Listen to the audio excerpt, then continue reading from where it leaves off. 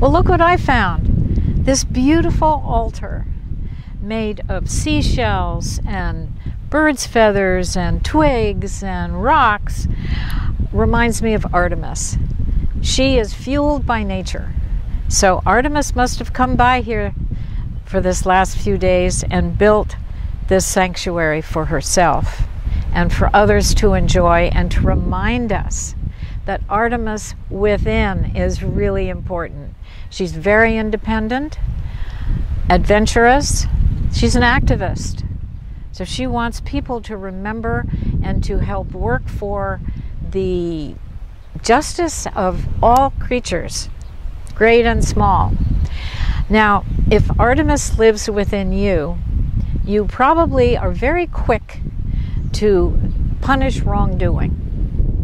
If you see something out of place over there, you're going to shoot your arrow, and at some point you think, oh, I'm living too much on the fringe.